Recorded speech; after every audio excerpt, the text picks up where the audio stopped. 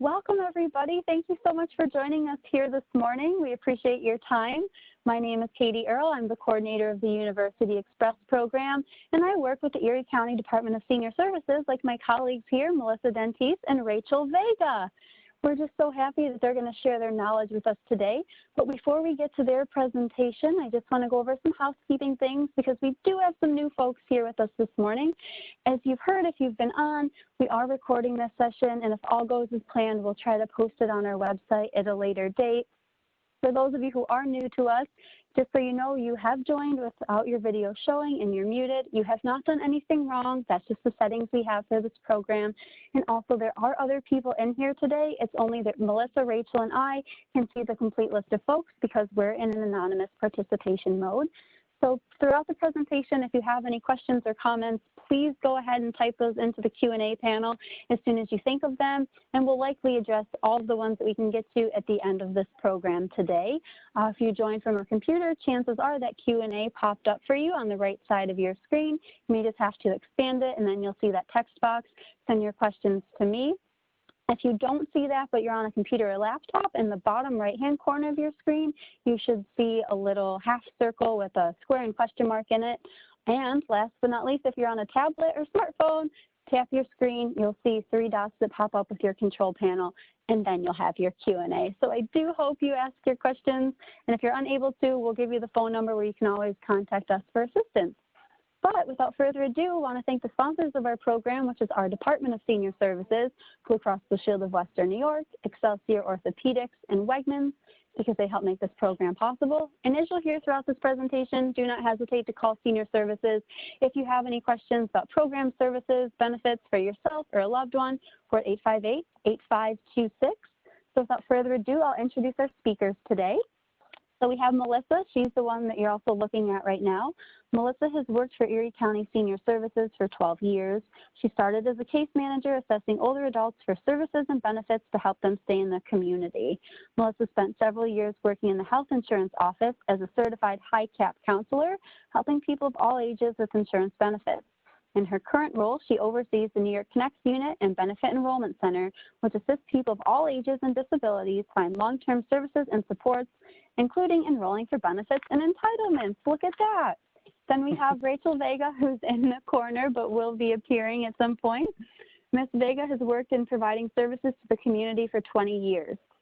Rachael began her service to the residents of Erie County as a protective services worker, assisting vulnerable adults in the county, and then moved on to working with persons of all ages in New York Connects, where she is the lead for a team of case managers who link persons to long-term services and support.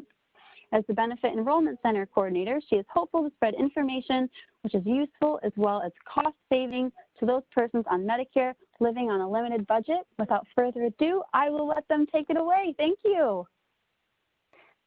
Thank you, Katie. And I'd like to thank everyone for joining us today for our class, Financial Benefits Checkup. You gave, now save. So just a little bit of an intro. Katie discussed that Rachael and I are involved with senior services, our New York Connect unit, which does assist people of all ages and disabilities, as well as our Benefit Enrollment Center, which does help people apply for benefits and retain them, can help with applications. But regardless of who you are, whether you have Medicare or not, we can help. We'll help you. We're happy to help you anytime you call. So if you want to advance, Katie. Okay, so a little bit about what you're going to learn today. There are almost not countless benefits, but there are a lot of benefits that older adults, even younger adults, can benefit from. But today we're going to mainly focus on 5 major benefits for older adults that typically a larger majority of people will or may qualify for. We'll learn the income and asset limits for each benefit we discuss, except possibly Medicaid, because it's a little confusing, but we'll get to that later on. we're going to talk about breaking the stigma of government assistance. I know a lot of people say, I don't get any government assistance. And then you ask them, do you get Social Security or Medicare? Yeah, well, that is government assistance. So I'm going to assume most of you are either on Social Security, possibly on Medicare, but we can talk about that again later on, how it changes things if you are on something or if you're not. There's just too many scenarios to go over. And we will also discuss briefly some other cost-saving benefits and programs that you might not be familiar with, and you might not think that it's going to actually save you money, but my colleague Rachael will talk about how some non-cash benefits actually really do benefit you in the long run by saving you in other ways. You want to advance?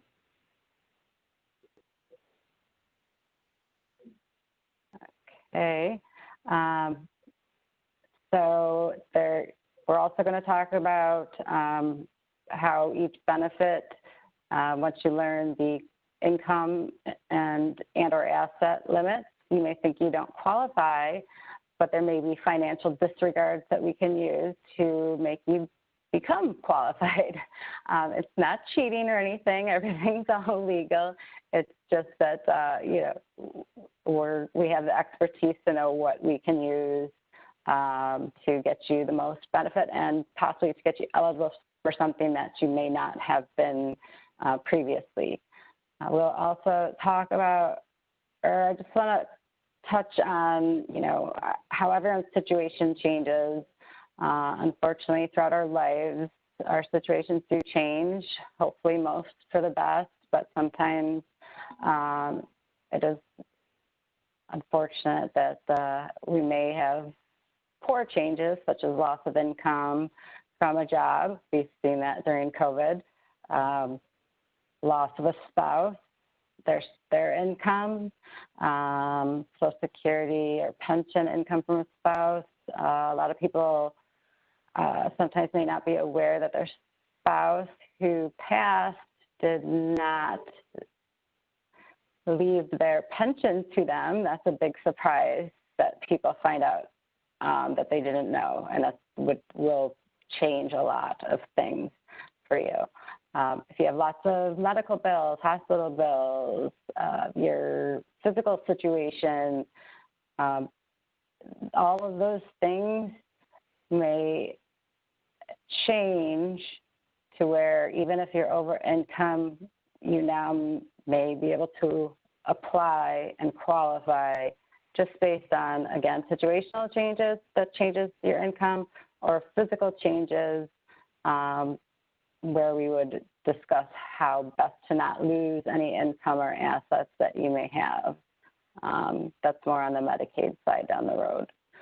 And again, you might not qualify now, but limits increase yearly on almost every single program. And I know it just got released, but if anyone's on Social Security, you guys are all going to get a 1.3% increase in your Social Security check. So some of the Medicare, especially related benefits that we're going to talk about, the income limits may switch in a little while. They take some time to catch up to when they increase your Social Security. But okay, you want to advance? Okay, so 4 biggest barriers that we found to applying for benefits for older adults. One, just plain lack of awareness of programs available.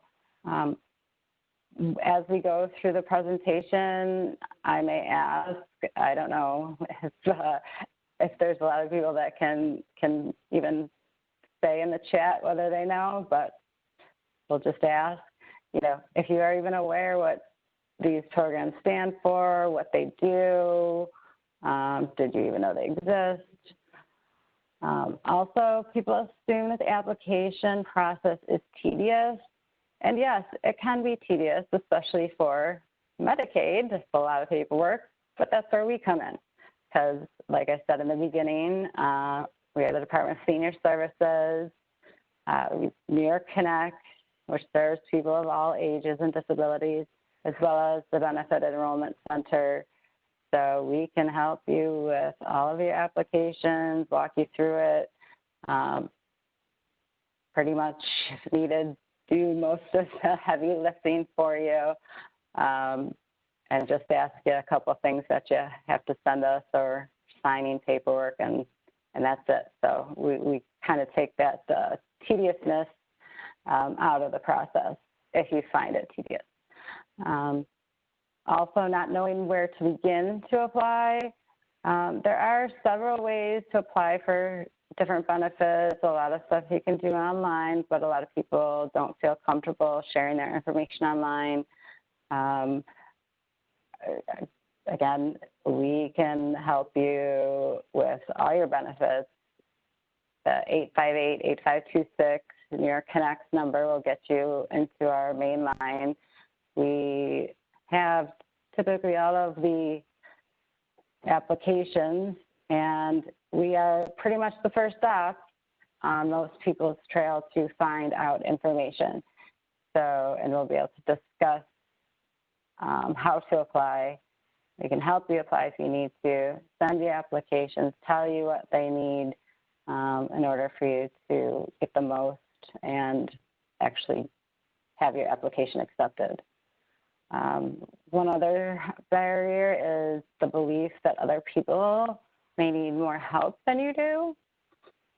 These benefits, the income and asset limits on benefits are placed there by the government based on usually federal poverty limits. So if you are at or underneath the limits, you are someone who does qualify. The government deems you as someone who is below a certain poverty limit. Therefore, you do qualify and you do need it. And several of the benefits, they don't run out of money. It's going to be there for everyone who needs it. And if you don't use the benefits, then it doesn't show that, our country still needs these things, which again, that goes back to your situational changes. You might not need it now, but in the future.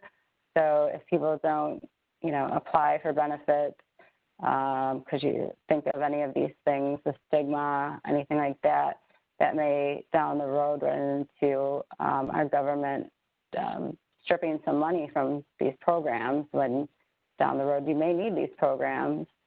So just think about that. Okay, you want to advance? Okay, so just again, touch briefly on the Benefit Enrollment Center and Senior Services. The Benefit Enrollment Center, it's part of the Erie County Senior Services. We are a certified Benefit Enrollment Center for about 2 to 3 years, I believe, Rachael, now. We do focus for the Benefit Enrollment Center on 5 core benefits, which happen to be the 5 major benefits that we are going to talk about today. For those on Medicare, such as whether you're aged 65 or people who are young and disabled on Medicare. I think there might be one more. But again, the New York Connect unit of Senior Services will assist anyone who needs assistance with benefits regardless of Medicare status or age. So that's not a problem at all. Don't want to get hung up on having to have Medicare because there could be plenty of you out there between age 60 to 65 who don't have Medicare yet that can still qualify for benefits. So the 5 core benefits that we are going to talk about today, first one's going to be the Medicare Savings Program and the low-income subsidy. Those 2 are specific to people on Medicare. The rest of the benefits, SNAP, HEAP, and just plain old Medicaid do not require you to have Medicare to get assistance with applying or to apply for those benefits. You can't apply for a Medicare Savings Program if you don't have Medicare, but we'll talk about it because at some point you all may have Medicare down the road. So you might as well be prepared. You want to advance? So we're going to talk a little bit about Medicare. As Katie mentioned, I spent a while in our insurance unit, our health insurance unit, otherwise known as HICAP, as a counselor. So I know a lot about Medicare, more than maybe I wish to. If anyone doesn't know who has Medicare, which you probably do, that open enrollment starts today, October 15th, the first day of open enrollment. It runs through December 7th this year, though those dates may change based on COVID. We've seen them get expanded earlier in the year from the governor and through the federal government.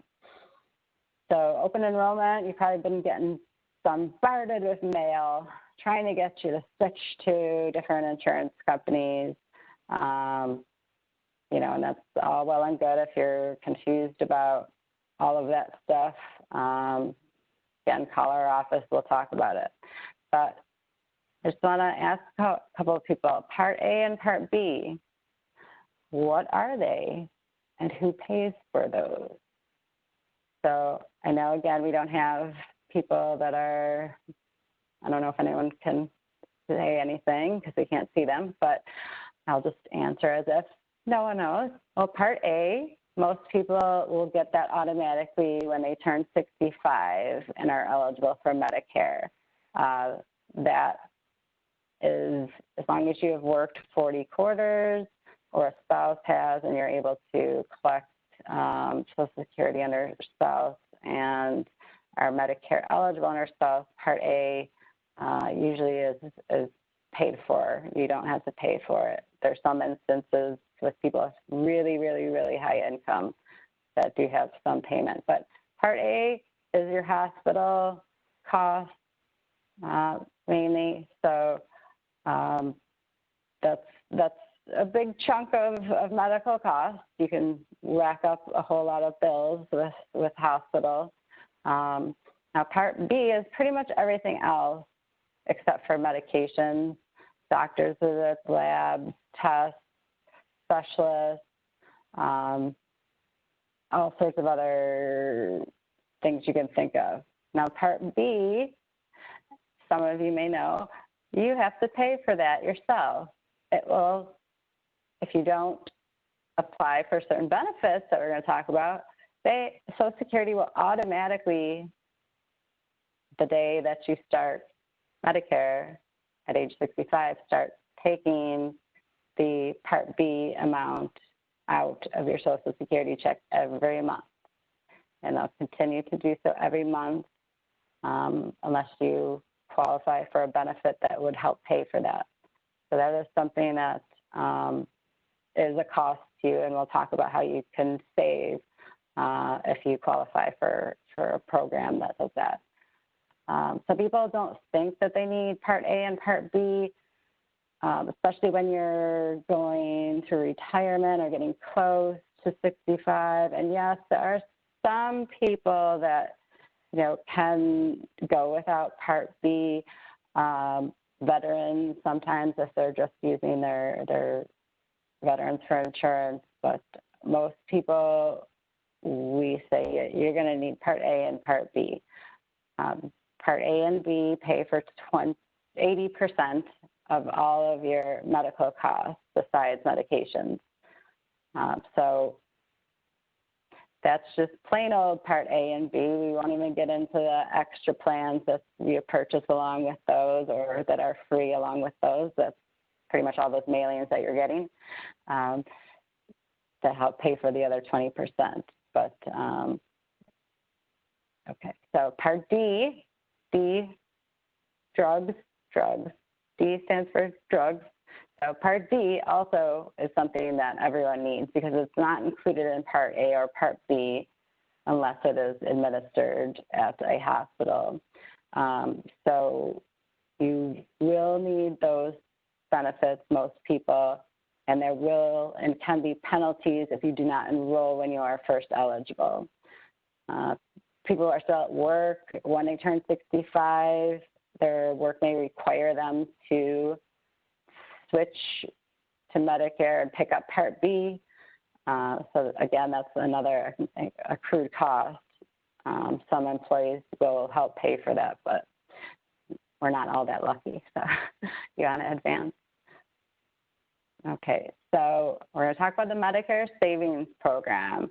I don't know, when we've done this presentation before to people on Medicare, a lot of people did not even know what this program was.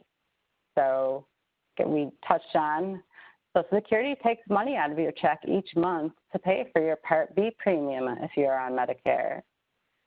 Some estimates put close to half of all eligible Medicare beneficiaries. That means they know what your income is, you're eligible for this program, have not applied for the program. This is a program, if you qualify, you should absolutely take. It has even more benefits that tie into it that you'll see in a second.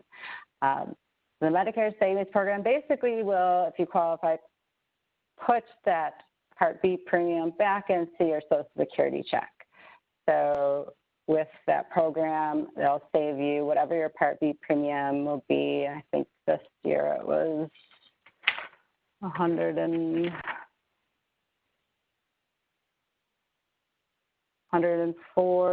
to $144, depending on your going from really low to high.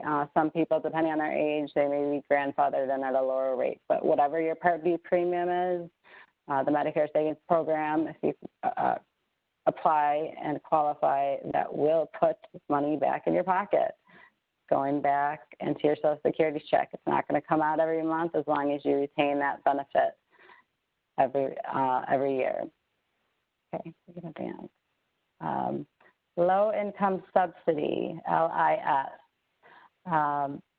This is another program where even more people don't know about. They may know of it as extra help or extra help with medications. This program helps pay for any Medicare Part D drug costs. Some estimates have a person with this extra help or low income subsidy saves on average approximately almost $5,000 per year on prescription drug costs. Being enrolled in the Medicare Savings Program, if we enroll you in that, you don't have to do a separate application for this low income subsidy. You will automatically be enrolled in this subsidy. But on the flip side, the low income subsidy has a slightly higher income threshold. So you may not qualify for the Medicare Savings Program, but you could qualify for this low income subsidy, and that you can enroll in on its own as a standalone, even if you don't qualify for the Medicare Savings Program.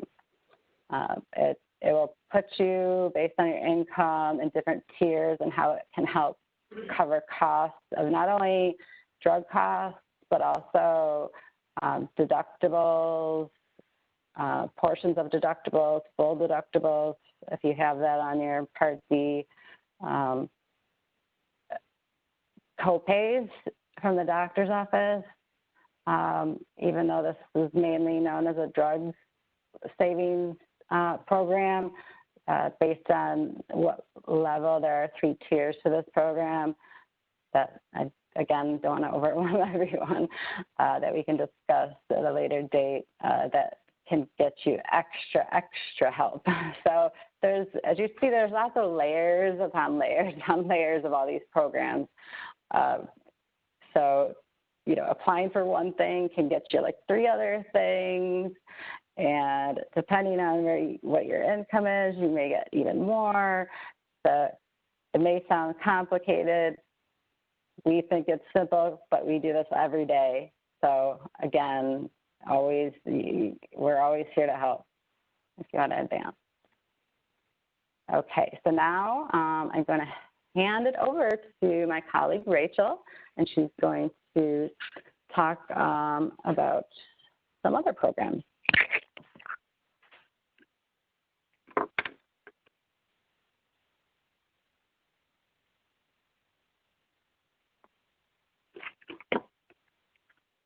Good morning, everyone. Rachael Vega here. As my colleague Melissa had previously explained, our goal is to give you information about all of the money savings you could possibly look into. I don't want to get too, well, I can keep talking. I got a few stories, little anecdotal stories for you. But the next topic we're going to talk about today is the Supplemental Nutritional Assistance Program, SNAP, formerly known as food stamps. If you could move on to the next slide. Eligibility. So a lot of folks don't realize this or do realize this, but the eligibility for SNAP has really opened, and during this pandemic, people don't realize, didn't maybe perhaps realize the value of SNAP, but the guidelines for SNAP are, in this day and age of the benefit itself is of great value, if not probably the most needed benefit in our present condition. But for eligibility, if your household income is less than or equal to the current limits, which presently we're going to put them on the next few slides, are equal to the current limits, you may be eligible for SNAP benefits. We just encourage you folks to apply if you have a question about it. If you have a more than one person household and you're looking to supplement your food, or you're having a hard time getting those needed items. Some people have a hard time getting eggs and milk, just the regular everyday items. SNAP would be a benefit to venture into. If your household gross income is below the income limits, you may be able to use certain deductions to optimize your benefit amount, and the only way to determine that is to apply. Advance, please. So the limit. Currently, for a single household, if your gross monthly income is at or below $2,082 a month, or less than $24,984 within a year, you could technically be eligible for even at least the minimal payment for SNAP on a monthly basis. Would be $15. You're probably saying, well, what is $15 going to do for me? Well, $15 could get you your milk, juice, bread, and eggs, the staples that we use on a day-to-day basis. Because how many of us don't just get up in the morning and have our coffee and toast and call that a meal? And the good thing about SNAP benefits, $15 might be considered a $15 coupon. And who wouldn't want to go to the grocery store and utilize a $15 off coupon to take off their total grocery bill? Another thing about SNAP benefits is that SNAP benefits can accumulate. They can accumulate for, I believe it's up to 6 months. And if you had accumulation of $15 over 6 months, that's a good amount to equal a grocery bill. Next slide, please. So a lot of folks have a hang up about why they wouldn't apply for SNAP or what their thoughts are behind it. And some people think that by accepting SNAP, they're making or taking money away, they're taking money away from someone who needs it more. And the fact is that the SNAP program is an entitlement program. It's actually underutilized. That means that anyone who applies and is found eligible for the program will receive the benefits. It just, depending on your income and your situation, you may be eligible for a different amount. I use the $15 as an example because that's the least you could get. You, as a single individual, you could get anywhere between $15 and $194. So we just want to encourage folks that there are enough benefits for all those who are eligible. Advance. Another myth is that the SNAP program is a welfare program. And the truth is that the SNAP program is not a welfare program or part of the welfare system at all. It's actually a nutritional assistance program that is funded by the USDA. The goal of the program is to increase a household's ability to buy more nutritious foods from neighborhood food stores or buy more nutritious. Who doesn't want to eat more vegetables or fruit? That's what it's designed for, to fuel the economy, to help you get a nutritious meal. Advance, please. So our encouragement is this. You may have a hang-up. You're not sure where to go. You're not sure if you really are looking to take the time. Your question, what documents are needed? Give us a call. The Erie County Senior Services Benefit Enrollment Center and New York Connect will help you fill out the form. We'll talk you through the process. We'll get those items to you in the mail. You don't need to worry about the technology involved. We are here to get it to you. We can talk you through the process over the phone. Erie County Department of Social Services is encouraging the fact that you fill out your form and you mail it in. Face-to-face visits are waived. You can mail your application, and as long as you have a contact telephone number to be reached at, there will be an interview conducted by phone, making it easier and more accessible for you to get the benefits that you need. And I want to just give you, I am going to give you an anecdotal story. It's about my mom. Her name is Frances. And Frances, at one point, had been in receipt of SNAP benefits, but Frances's income at retirement had increased. And so her SNAP benefits had been reduced. And she felt the same like many people. What is that little bit amount going to do for me? Or it just disappeared, because she's the type of person that she does at times get discouraged and let things go by the wayside. So at one point she was getting a good amount, maybe about $140, and then her income increased when she reached retirement age, different than what she was receiving. And so unbeknownst to me, she goes ahead and she lets her SNAP lapse and doesn't recertify. We're also here to assist with recertification. And me being the good daughter that I am, I noticed that my mom had been purchasing food when I would take her to the grocery store. And I'm like, well, Mom, why aren't you accessing your EBT card? Why aren't you using your benefits? And, you know, she put her head down and said, well, I'll let it go. I didn't recertify.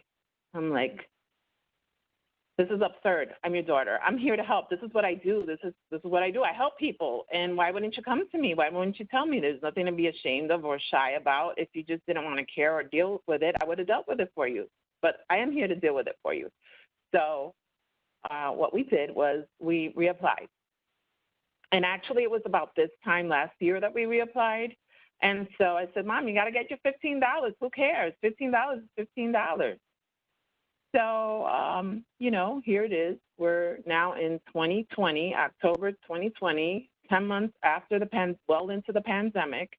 And lo and behold, back in January, you know, once she was actually approved, she got an accumulation of the benefit. Once once our country went into pandemic mode and we realized, hey, seniors can't get to the stores. There's people that really shouldn't be going out and are more vulnerable to this illness. People just really hunkered down and needed more assistance with getting food into their households. They were very dependent on others. And the price of food has skyrocketed, 50 cents on up on different items, things that you would typically buy. So this has taken its toll on all of us. And in my mom's case, we were able to help purchase her groceries with her EBT card that she had accumulated her $15 over several months. Well, New York State, in our state, in New York State, and not that it didn't happen in other states, but in New York State, for the months of April, May, and June, New York State added on to the existing benefit of whatever folks were receiving. If they were not receiving the maximum amount of $194, it brought the folks who were only at $15, if you were only at $47, whatever that other amount was, it gave them a supplemental additional amount to make it the equivalent of the $194 those typically eligible for the full benefit would get.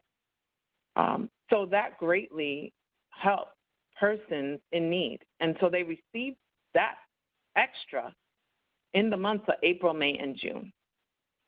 Now, it was recently announced that the USDA has funneled some monies down to the states once again, and for the month of October, there's going to be an additional supplemental benefit in that very same way. So anyone who is getting that $15 benefit is also going to see a $179 supplement at some point in this month. So I don't know about you. I don't know what's going on in your life, but I don't know if you're going to turn away $179 that you can use towards growth. Because, you know, just because. Heating bills are coming around the corner, electricity, we're about to turn a corner here once the snowflakes fly in Buffalo and the Western New York area, and there's going to be another rising cost that we're going to have to face. So I give you that little anecdotal story. I have a lot of Francis stories out there, but I give you that story as an encouragement that there's no shame in doing this. We ourselves, we're all vulnerable. We're all fragile people. And I tell you that to just express our humanity in this endeavor. Advance, please. The next topic we're going to talk about is the Home Energy Assistance Program. And HEAP opens this year, November. That's old from last year. It was actually November 4th.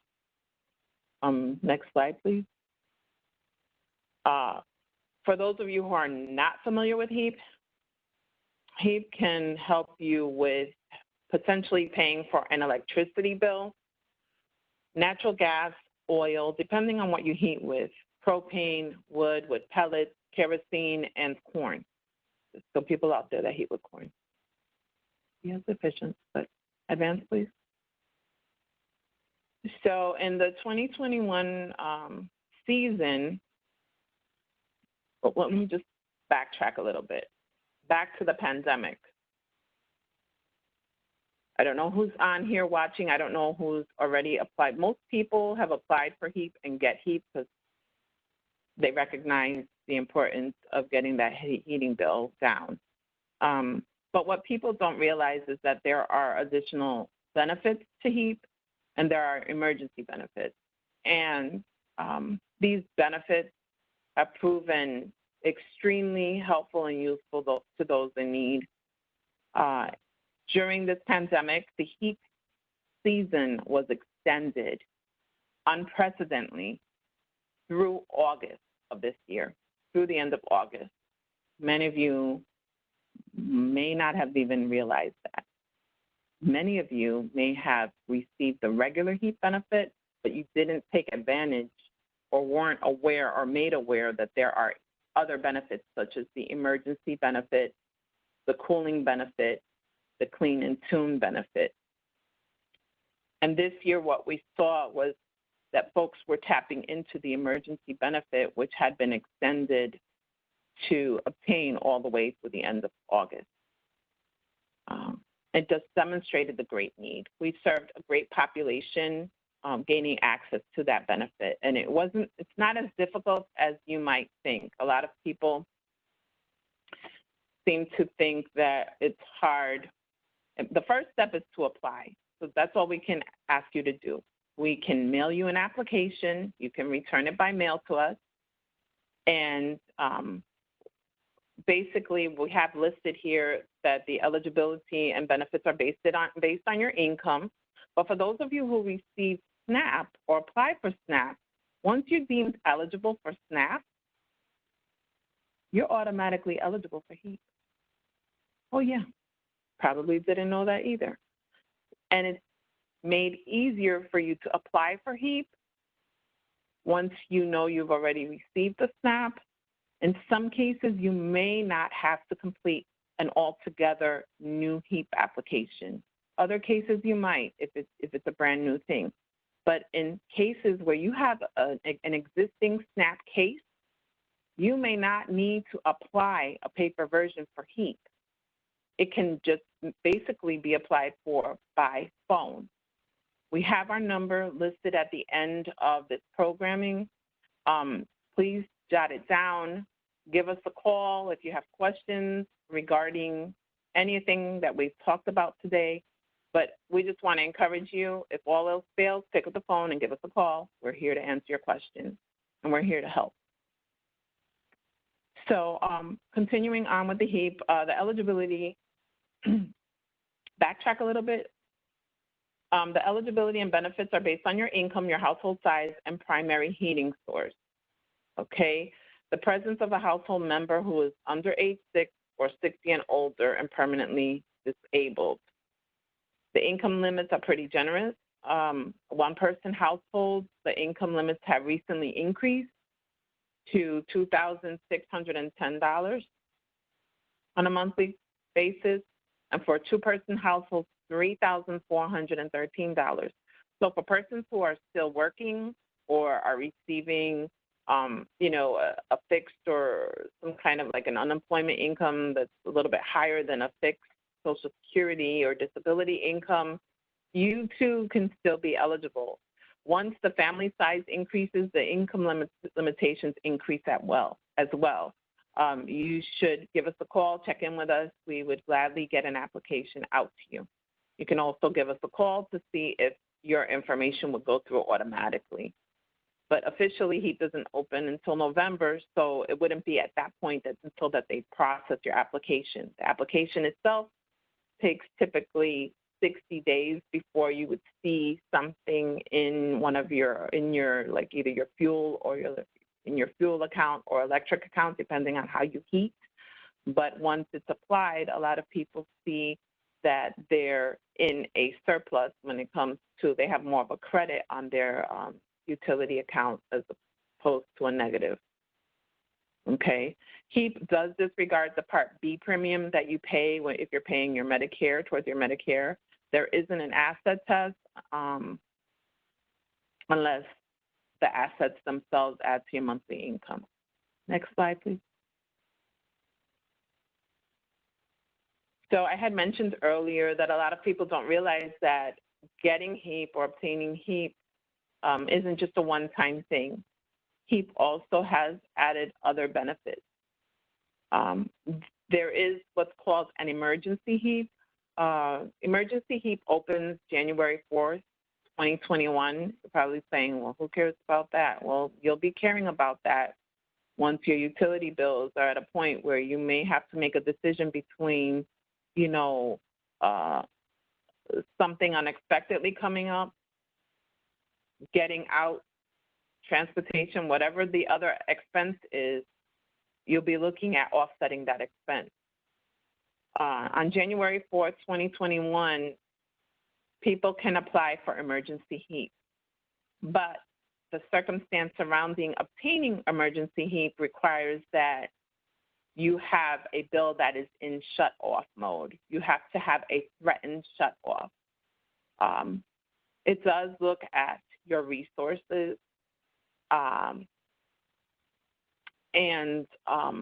but at the same time, if you are in that emergency, you give our office a call. We can triage you through that situation and try to turn your situation around. So our number, which is plastered at the end, I'm just going to throw it out there. You can take this down, is 858-8526. That number again is 858-8526. It is local, 716-858-8526. Advance.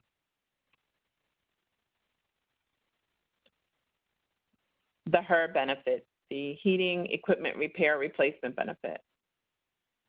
During this time of year, we get a lot of phone calls from folks about their furnaces being shut down or broken or something to that effect. And people look for assistance with either a furnace replacement or repair. And an added benefit to already being HEAP eligible or knowing that you are in receipt of HEAP is getting to know immediately that there's a strong possibility and likelihood that you would qualify for the equipment repair or replacement benefit. Okay. They do take a look at the resources, but it is an extremely useful program. In some cases, it can be life-saving because no one wants to freeze to death. Usually, they take quick action when we look at persons regarding this benefit. Once again, there is a paper application that needs to be completed, but if you're in that extreme emergency, things can be worked out. You give our office a call, we can walk you through that process. There are some restrictions that apply. Renters are not eligible for the heating emergency repair replacement program. Landlords are not allowed to apply for their rental properties. The homeowner must own and be residing in the property for 12 months prior to the HERR application. You can, don't get me wrong, you can be a homeowner and live in the property and maybe have a rental unit or something to that effect within the home, but that has to be your homestead. You have to live there. So I'm not saying that everyone that is a landlord is ruled out. There's a limit as to you have to reside in the property and it has to affect, where you're living in. The residence you're living in. The homeowner must own and be residing in the property for at least 12 months prior to the application. And the furnace itself had to have been working. It had to have been operable within 12 months prior to the application. So when all else fails, give us a call if you have a question about that particular benefit. Advance, please. The clean and tune benefit. A lot of people don't realize this, and for that reason, we're giving this information out there. HEAP also has a program that prior to knowing or figuring out that your furnace is broken, clean and tune is a benefit which could help you clean and just maintain the furnace. And if once it's cleaned, maintained, and tuned, they find out, oh, this is not, something's wrong or it's not working, it can lead to the other benefit. So the Heat Clean and Tune program, the benefit program opens October 1st of this year. It typically can be used yearly. So basically, it's helping for your furnace to be serviced, cleaning it, and extending the life of your equipment, which in the long run saves you money, okay? The program can also include chimney cleaning or minor repairs, installation of carbon monoxide detectors, or programmable thermostats if needed to allow for safe and proper efficiency operation of your equipment, of your heating equipment. Advance, please. A very little known fact is the cooling assistance program, which this summer we saw an uptick in applications for this. So the word is getting out there. We had a very warm summer, consecutive days of over 80 degrees. And the cooling assistance is a program through HEAP, is available to persons who suffer a medical condition that's further exacerbated by the heat. The household may receive a window or a portable air conditioning unit. They're not going to put in, anything lavish. It's going to cool the room that you primarily use or are in, just to keep that one area cool enough for you to be comfortable and healthy in. The applicant, there are some restrictions. The applicant may not have received the unit within the previous 5 years, and the household is ineligible if a functioning air conditioning unit is in the dwelling that is 5 years old or less. So you can't already have something, you have to be without. But nevertheless, it is a very valuable program, and when you find yourself in need of these things, what happens when we go through these surges? What happened in the pandemic, at the onset of the pandemic?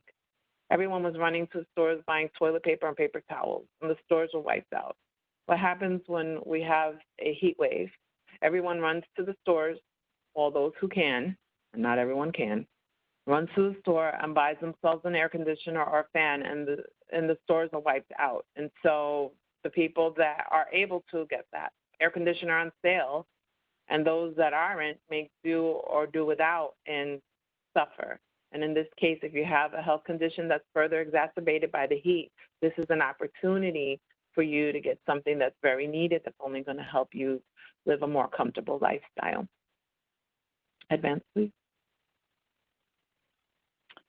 And the next topic that we have is about Medicaid. And I'm going to segue back to Melissa on that. I hope you enjoyed hearing about all the other benefits, but Melissa's going to come back in with Medicaid, and I'll finish up the end. See you later.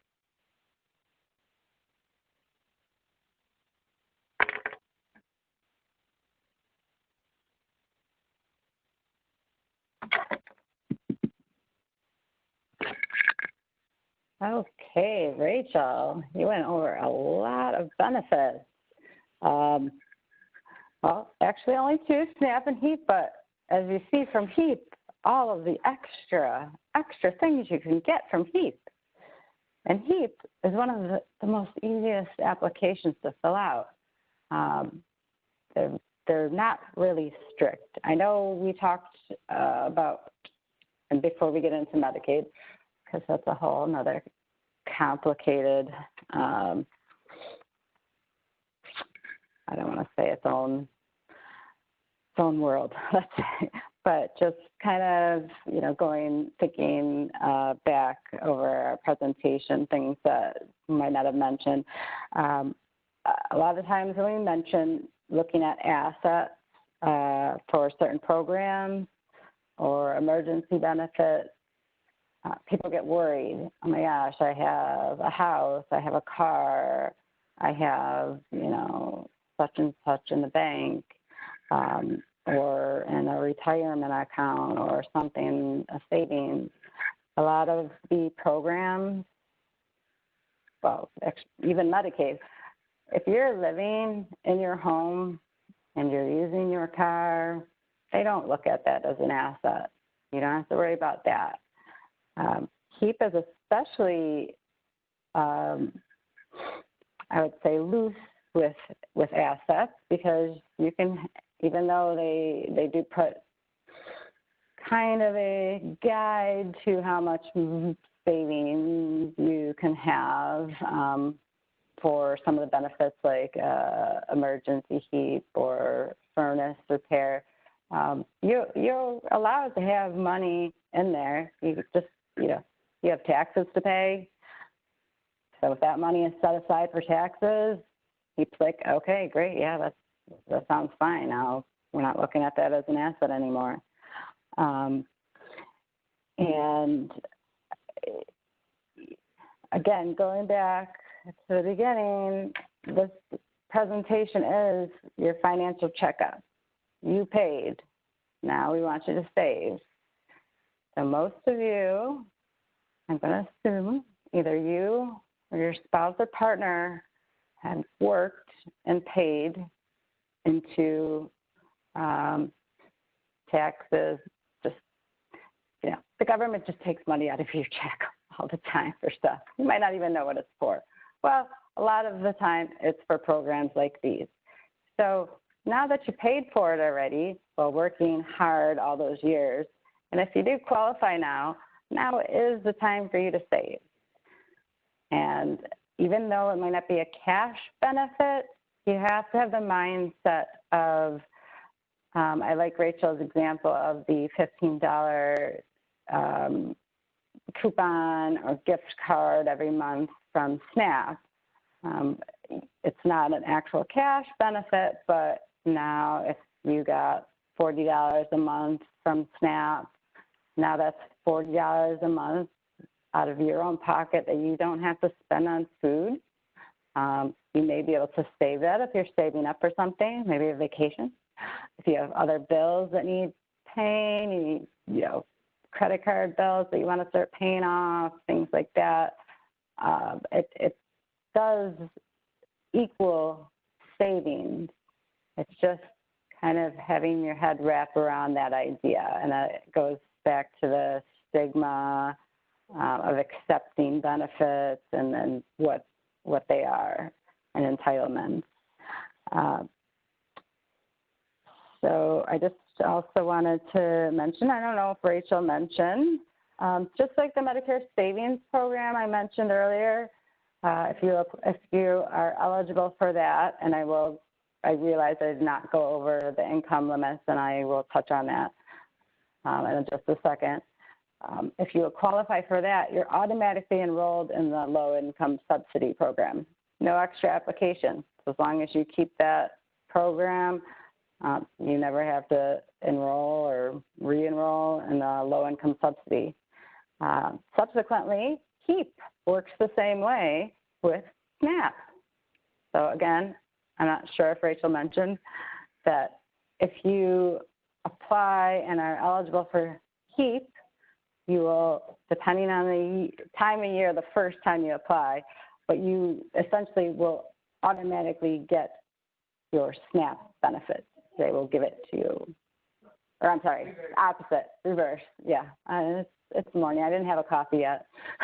So if you qualify for SNAP, because it's above or below the HEAP limit, income limit, you will automatically get a HEAP benefit. On the SNAP application, they ask, that's why they ask about your heating and cooling and the account numbers, because if you do get that, you don't have to fill out a HEAP application every year.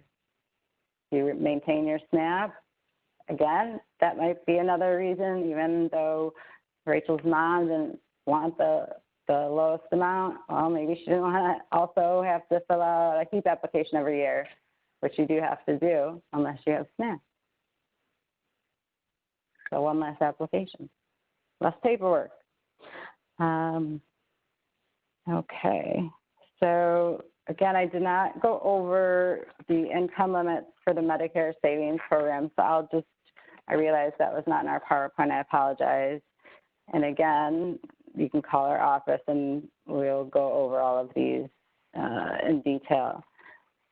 So for the Medicare Savings Program, right now, as of now, again, since you guys are going to get an increase in Social Security that will eventually affect this probably around April, we'll have new income limits, and typically they will go up.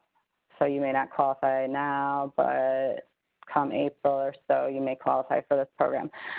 But for an individual, your gross income for a single person, the highest income limit is $1,456 a month. And there are some disregards that you can use on that, and we know about all of those disregards. There's plenty of people that are just slightly over that with their gross income, and And we can talk about how if you just spend a touch more for maybe some better insurance, you'll get, say, $100 back in your check. Basically, that's how it would equal out. So every situation is different. For a couple, the gross income limit is $1,960 a month or less gross. And again, there's disregards for several things. And there is no asset test for the program. So you could have $1 million in the bank. And, you know, the interest rates aren't that good for anything anymore. So even if you had $1 million, you're probably not getting much interest that you have to report as income. So it's, you know, you don't have to worry about, I don't like people getting hung up on the assets. There's, again, plenty of disregards and ways that we get around those assets. Low income subsidy, again, has a little bit higher amount. You can get the low income subsidy for a single person with $1,615 a month. And for a couple, $2,175 a month. The only difference with the low income subsidy, if you do that alone, they do look at your assets. Okay. All right. So Medicaid. Medicaid, what do I want to say about Medicaid? There's so many different kinds of Medicaid. As you see, I have a few listed: community Medicaid, long-term Medicaid, nursing home Medicaid. Hopefully none of you will ever have to learn about Medicaid in detail, like I have in my head. But if you do need Medicaid to either stay in the community, because Medicaid has the possibility to give you aid service, food service, meals, things like that to help you stay out of a nursing home or assisted living, that would be long-term Medicaid. A lot of people utilize that. That is one of the biggest things that when I go over options with people who need care and want to stay at home, which most people I find do want to stay at home. So if your health declines and it's to the point of, you know, I can't live at home anymore, I need help, or my spouse needs assistance I can't help take care of, then you call us and we start talking about your options based on a whole slew of different things. But long-term Medicaid is one of the most utilized programs that we discuss. That's because for long-term Medicaid, there can be different income limits and asset limits based on if you're married, your spouse, or it says spousal impoverishment. Medicaid doesn't want to leave your spouse with no money, and you're living in the house with Medicaid, but Medicaid limit is very low. Your spouse is able to keep up to a certain amount of money, asset and income, and it's actually pretty high. They're very generous with that one. Like I mentioned, you might not need it now, but if you incur high medical bills, some people can apply for Medicaid to pay back 3 months back to pay medical bills. There's some details.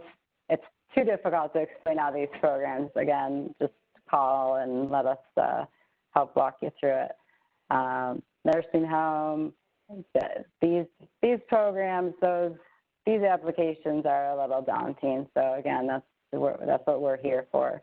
Staying in the community, like I said, the long-term Medicaid, we will talk about, typically, we'll talk about something called a pooled trust, especially if you are just a single person wanting to stay at home, needing help. A pooled trust can be used to put some of if you're over income, whatever income you need to put into this pooled trust every month to make you eligible for Medicaid. Again, these are all legal things to do. and we'll explain how you can use a pooled trust to become eligible, even if you're well over the Medicaid limit, which again, the Medicaid limit is pretty low for a single individual. It's in the almost $900, but 800 and something as of now. So I didn't want to get too detailed with Medicaid because, like I said, it's complicated. This is what New York Connects does and specializes in is your options for long-term care. So same number for senior services, same number for the Benefit Enrollment Center. We will answer the phone, New York Connects, 858-8526. Monday through Friday, we're open 8:30 to 4:30. You will get a live person on the line, so that's always nice. There's no, holding or press this, automated that. I can't stand those calls that I cannot get to speak to someone. You will get to speak to someone. We are still taking walk-in by appointment in the county building, 95 Franklin. We are following all of the governor's guidance and health department guidance for safety, mask wearing, personal protective equipment, distancing, things like that. But if you do feel comfortable wanting to come down with all your paperwork and have us fill out applications right in front of you, make copies right in front of you, you can call and make an appointment for that. We used to, and we hope to someday soon, when this pandemic hopefully will be over in the future, there are possibilities that we would be able to come to you to help fill out these applications, especially the Benefit Enrollment Center. That was the whole idea around that, is to get out into the community and actually help you right there on the spot. Fill out application, take it back to our building houses all social services, so we can physically hand your application into a worker. We're on the 13th floor, they're on the lower floors. We can monitor the application, make sure it gets processed. If there's any problems with it, we'll know about it, all of those things. So you want to advance? Okay, so now Ms. Vega is very, very, very up on other financial benefits. These are benefits, again, you may or may not have heard of, you may or may not take advantage of. A lot of these are those types of benefits that are there. They might not even have income limits, possibly just age requirements, that, again, by utilizing these, you are actually saving, getting back to that mindset. So I'm going to let Rachael finish up, and then if there's any questions at the end, either one of us will answer. Okay, thank you.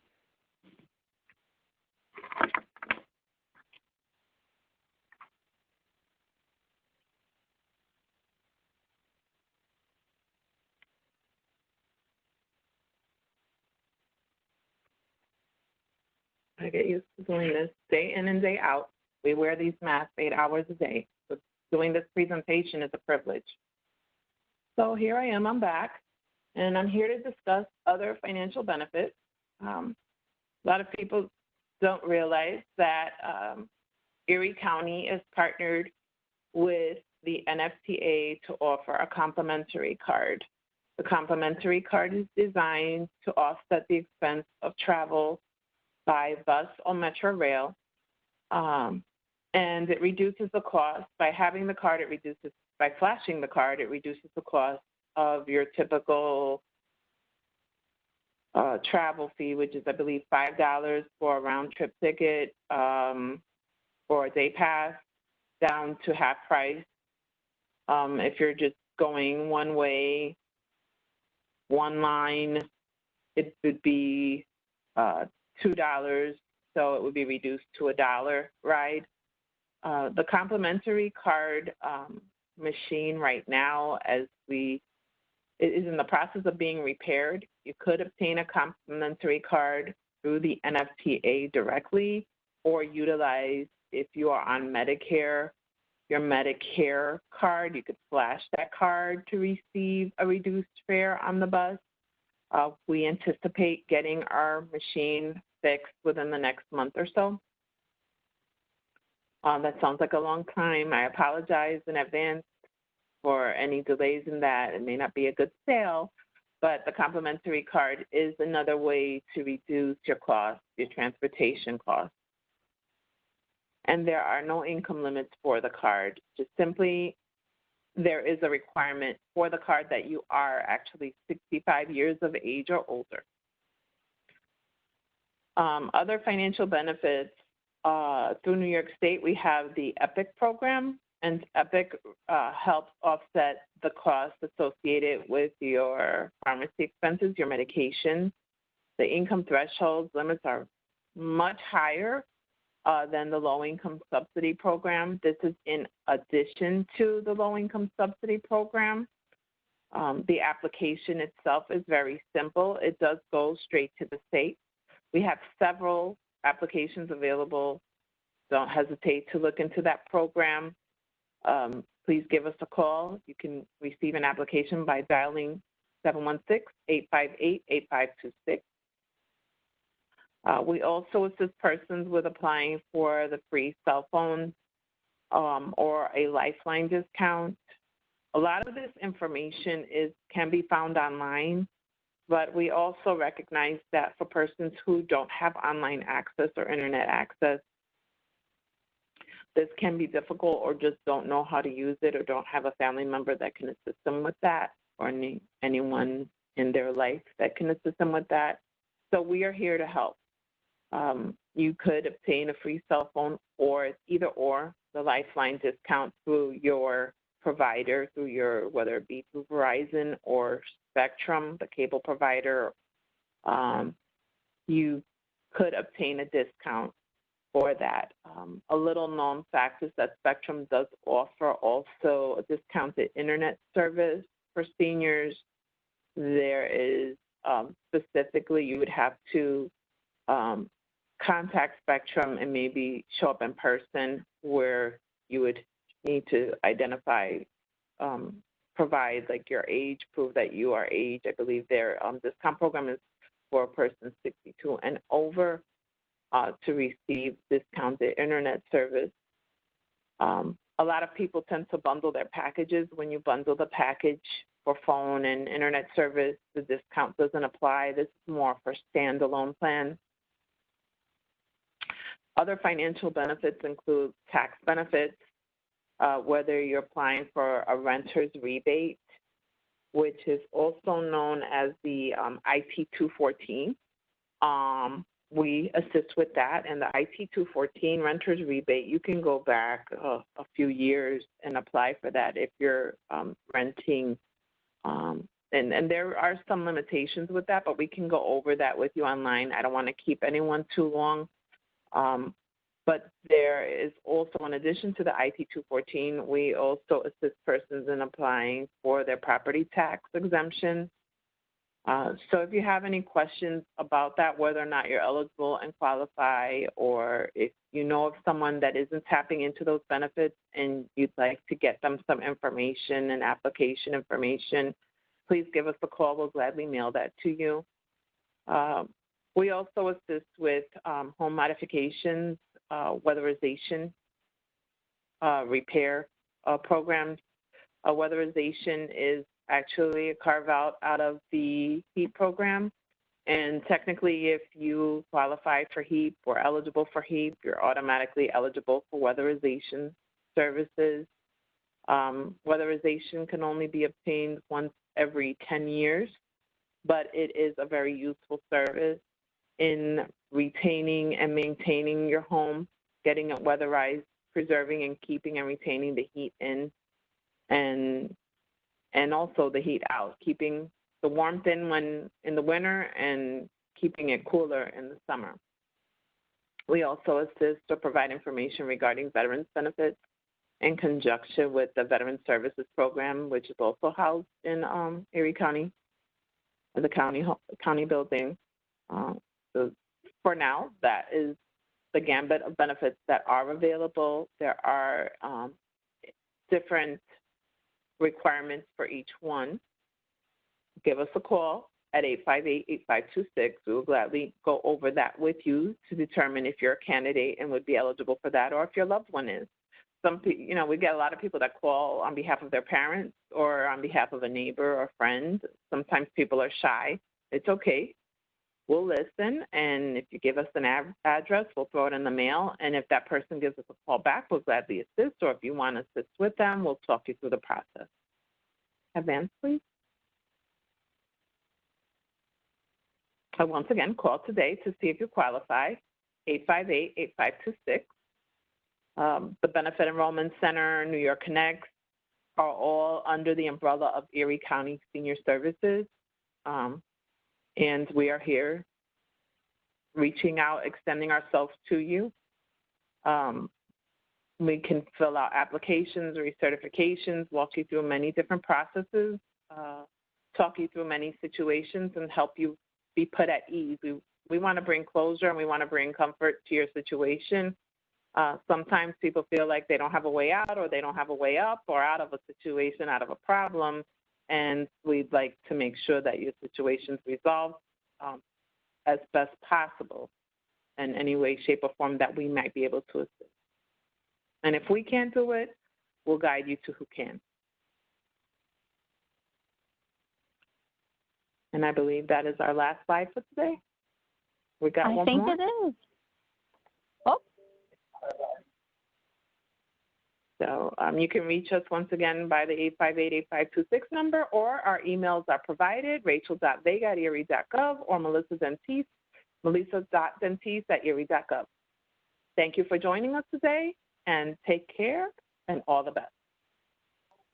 Oh, if you have Melissa, we do. I'm actually seeing two questions, and Rachel, this may be one for you, and then I think the other one will be for Melissa, but household income, what exactly does that include? We're senior citizens and are on Social Security. Thank you. Okay, so household income does include your Social Security income. It does include your pension. Household income is anything that you receive on an ongoing basis. Thank you for that. If you have some people have part-time jobs. They don't realize. I mean, some people think that a job is your only income. So if you're not working, is that my income or not? Even if the income is considered unearned income, it's still considered income and it's counted. Okay. Thank you. The next question I'm seeing is, does Medicare Savings Program work with Advantage plans? I'm going to segue out. I'm going to say yes. I'm walking away. Melissa will continue.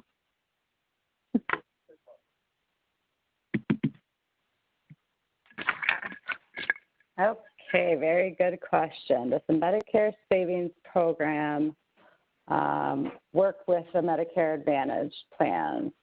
Yes, it does. The Medicare Savings Program is meant to pay for your Part B premium that is out of your Social Security. The Medicare Advantage plans are separate plans that you pay for or get free, or you got it through retirement.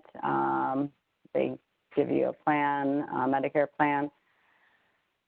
So you can utilize the Medicare Savings Program. It's not going to do anything but possible good for your Advantage plan. Some Advantage plans, if you are on the Medicare Savings Program, which automatically enrolls you in the low-income subsidy, they will discount the premium for your Medicare Advantage plan if you are paying a premium, as does Epic too. If you are enrolled in Epic, you may have your premium reduced. If you have both, Some people have, depending on the cost of the Medicare Advantage plan, and there are just so many out there which change every year. And I really advise people to check up on that every year with us and our insurance department, because those plans change every year. What it covers this year might not be covered next year, and your costs are going to go up. So we'd be happy to check up on that too for you. So again, to answer that question, yes, it can work. They work in conjunction, work together, and some of the other benefits are depending on the level of Medicare Savings Program you are placed in, because there's, I don't know if anyone recalls, there's 3 different levels. Based on the level that you're put in, whatever copays that you may have, the Medicare Savings Program will offset those and either pay it in full, if you have like a $50 copay for the specialist, or they may cover half or a percentage. These programs actually all work together with the low-income subsidy, the Medicare Savings Program. Again, you have to have Medicare to have them. You don't have to have a Medicare Advantage plan to have them either, but, well, technically for the low-income subsidy, it helps with your Part D cost. So if you don't have Part D, you will want to pick up a Part D plan, because you will incur a penalty if you don't anyway when you first are eligible. So I lost my train of thought, but yeah, they're great programs, way underutilized. A lot of people don't know if they qualify. Again, almost every program we talked about has disregards, and we can discuss those. If anyone wants to just call, and if you have, even if you just have, I think we advertise this as having just your basic income amounts or household income amounts and asset amounts. If anyone even wanted to ask a question, if they think they qualify for something, again, like Katie said, it's anonymous. No one else can see your name or anything like that. Or you can, again, give us a call and say, here's what I got. What do I qualify for? 858-8526. But, we're here today if you want to ask a question or a scenario right now. So I don't know if there's any more questions, Katie.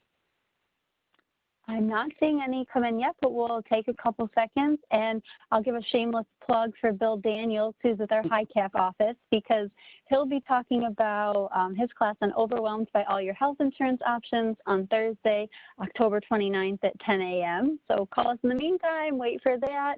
Just give it a couple other seconds here if there's any last-minute questions. But otherwise, thank you, Melissa. Thank you, Rachel, for all your knowledge today, for all you do for people in our community. Just really grateful for that. And people take advantage of us. That's what we're here for. We work for you. And I'm seeing a couple thank yous. I learned a lot. So with that, I think we'll close. Yes, thank you, Katie, for having us teach a class once again for University Express. We enjoy spreading the knowledge, and I appreciate the thank yous. Hope we did educate some people on some things, and hopefully we'll be hearing from you, and might be helping you out. Maybe even in the next, you call us in an hour, we'll be at our desk. So, all right, thank you again. All right, thank you. Hope everyone has a great day. Yes.